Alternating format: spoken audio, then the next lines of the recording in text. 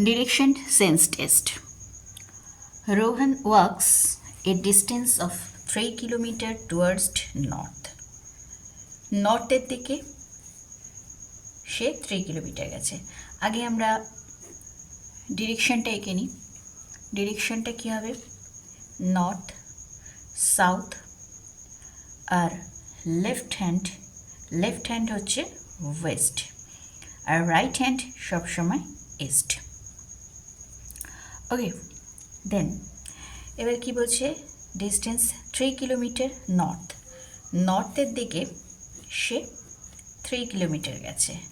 এখানে লেখা থাক নর্থের দিকে 3 কিলোমিটার গেছে। আচ্ছা, দেন ওয়ার্কস টু হিজ লেফট। নর্থের দিকে থাকাকালীন সে লেফটে ওয়ার্কস ফর 2 কিলোমিটার। নর্থের দিকে থেকে তার যদি মুখ থাকে লেফট কোন দিকে হবে? ওয়েস্টের দিকে। ওয়েস্টের দিকে কত গেছে? 2 কিলোমিটার। ওয়েস্টে গেছে 2 কিলোমিটার।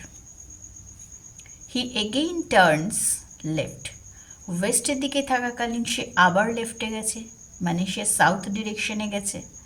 কত গেছে? 3 কিলোমিটার।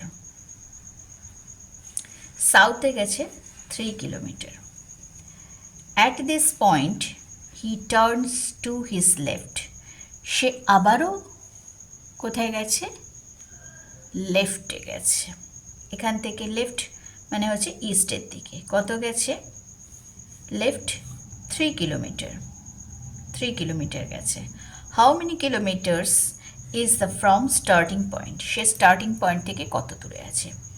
এবার একটা শর্টকাট দেখিয়ে দিই। সেটা হচ্ছে আমরা লেফট রাইট করে করে যে ডিরেকশানগুলো মোটামুটি পেলাম, সেটা হচ্ছে নর্থে 3 গেছে, ওয়েস্টে গেছে 2, সাউথে গেছে 3, আবার সে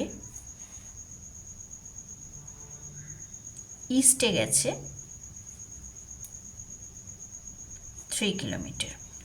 ওকে, এবারে যদি আমাদের এই ডিরেকশানগুলো দেওয়া থাকে তাহলে সবচেয়ে সুবিধে কী হবে? যদি সেম ডিরেকশান হয় তাহলে আমাদের কি করতে হবে? সেম ডিরেকশান হলে প্লাস করতে হবে। যা আমাদের এই ডিরেকশানের কিলোমিটারগুলো থাকবে সেগুলো প্লাস করে দিতে হবে। ডিরেকশানটা সেটাই থাকবে। আর যদি অপোজিট ডিরেকশান হলে মাইনাস হবে।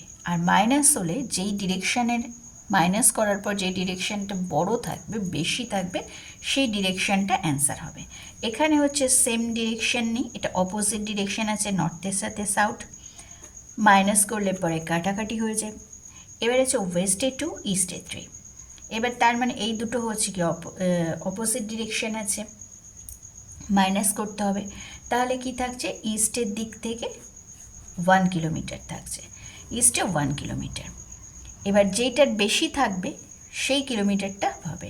এখানে মাইনাস করবার পর রেজাল্টে ইস্টের দিকে বেশি থাকছে, সুতরাং সে তার স্টার্টিং পয়েন্ট থেকে কোথায় আছে? সে ইস্টের দিক থেকে 1 কিলোমিটার সে স্টার্টিং পয়েন্ট থেকে বেশি আছে। এটা হচ্ছে সবচেয়ে শর্টকাট মেথড।